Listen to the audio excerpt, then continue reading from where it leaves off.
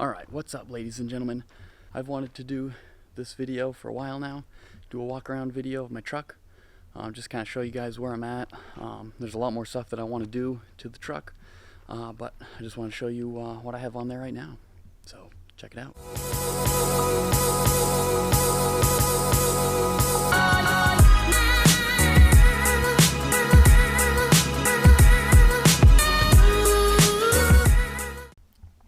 Alright, so starting out, I have the tires are a Federal Karaja MTs. It's a mud terrain tire. I've had these for a while now. They're not too bad. They're getting down a little bit, so probably by the end of the season I'll get new ones. And then I have the Vision Raptor rims. These are 17 by 8 inch, I believe, with a plus 25 offset. They don't stick out too far, so they're not too obnoxious, and cops leave me alone, which is nice. For the front lift, I have just a spacer on top of the strut. It's it's actually a 2-inch spacer, but it gives you a 3-inch lift right on top of the strut there. I do have rough country upper control arms, and then I have a diff drop bracket underneath. Probably can't see it, but it does.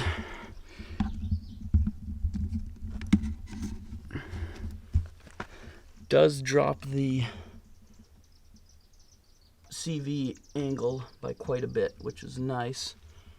The CV angle is a lot better with the diff drop bracket,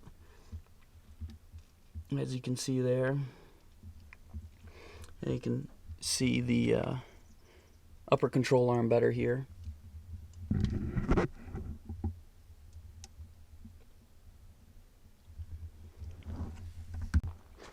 For the rear lift, I actually just have a add-a-leaf in the back. I don't know if you can see. I believe it's that kind of rusty looking one there. The factory blocks, I don't know how tall they are. I think they're like an inch and a half. So you can get aftermarket blocks, which I may do here in a bit, to just get a little more lift. And those Bilstein shocks I've put in the back, those again will be linked down below.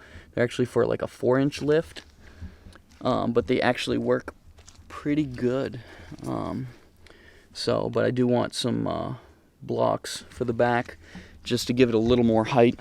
One thing is the add-a-leaf do add it's definitely a stiffer ride, much stiffer ride in the back, but it definitely gives me a little more capabilities for load. So with the tent on there and stuff that I'm going to be putting in the back, it's definitely going to help with that, help with the sag. So, but again, I may get a block just to give a little more lift as well.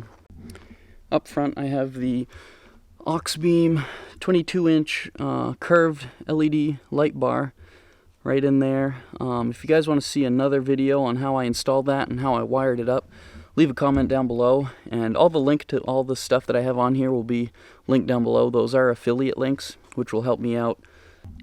The other lights that I have are these Oxbeam pods. They're called ditch lights. I actually made these brackets down here myself. They were kind of a pain to make, but I have one on the other side as well. They're kind of nice for kind of lighting up the side of the road.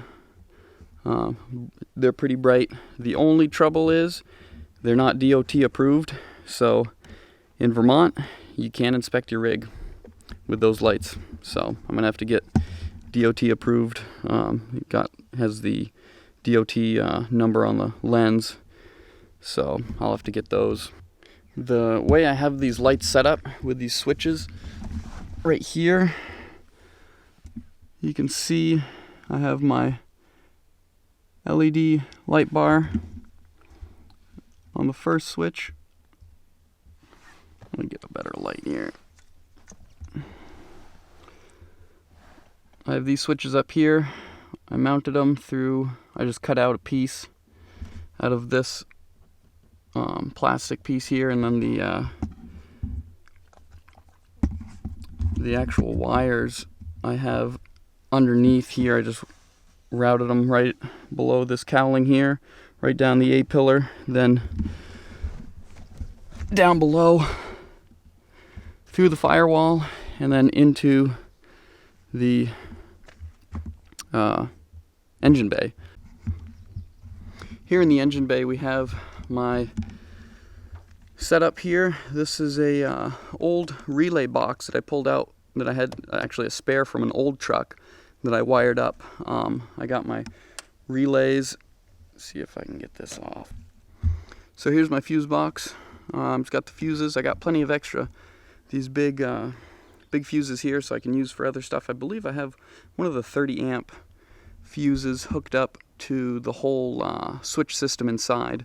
But this is pretty slick. It's all connected to the secondary battery here. The actual starting battery is on this side here.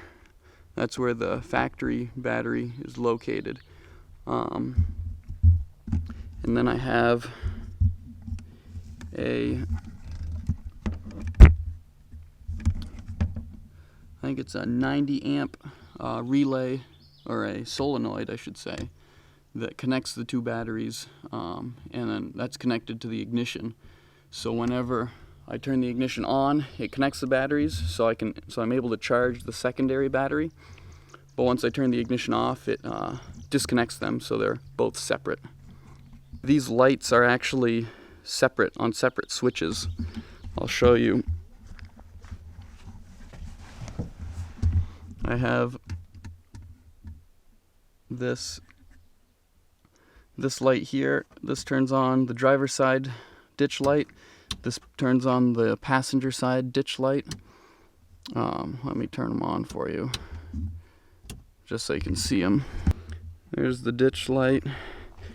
Here's the light bar. And the other ditch light on. And that's run off my secondary battery. For the dual battery, I have the positive over here, and that just kind of loops around, hugging the firewall over to my solenoid, and that connects it to the factory battery, and that's how it charges. It charges just fine, no issues there. And then the negative terminal goes down to the engine block down there. Short little wire there, and it works really nice. So that's how I wired that up. Again, guys, if you're curious on how I set up my dual battery system, just leave a comment down below on what you think, and if you have any questions on how I did it, and the parts. And again, I'll try and link most of the parts in the description below, so you can find those on Amazon. But it was super easy to set up, and I highly recommend it because GM gives you a spot for another battery, so it's kind of nice. Alright, so I got the tent back here. This is the Smitty built Overlander tent. It's a two-person. It fits two people very comfortably. It's a great tent. I'm not gonna pull it out for you guys now, but if you guys want another video on that tent, on how I use it and how it can be used, it's a great tent and I highly recommend it. So if you guys want another video on just the tent itself, leave a comment down below and I'll maybe get a video out of that. Here I have my they're X-Bolt tracks. Right now they're not held on by anything, but that's just a spot where I may want to mount them in the future. So these things are great. They've gotten me out of a lot of sticky situations, so they're pretty good. Highly recommend them. And then this rack here that's holding up the tent, that I actually made myself. It wasn't too hard to make. I have some L brackets that kind of come down and come into the bed, and hold it that way, and I have C-clamps that hold them inside as well, so they're not moving around. That works really well, and they've held up great holding this tent. I mean, the tent doesn't weigh much. It's about 115 pounds, if that, maybe 120 with pillows and stuff. But no, they work great. Paint's a little non-existent, but hey, what can you do? It is what it is. But so far, it worked pretty good. And for the exhaust, I just have a simple Flowmaster. It's an original 40, just a muffler that I welded in there. It sounds pretty good. I'll actually do a little startup for you.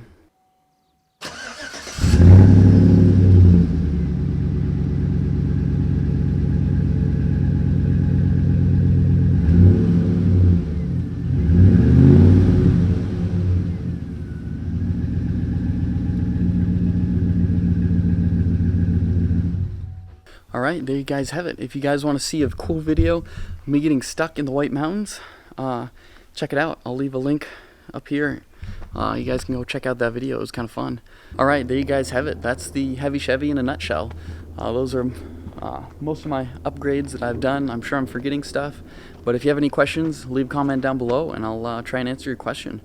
But it's a great rig, so a lot of fun, a lot more fun to be had. So if you guys aren't subscribed, please consider subscribing if you enjoy this kind of stuff, and I'll catch you on the next one.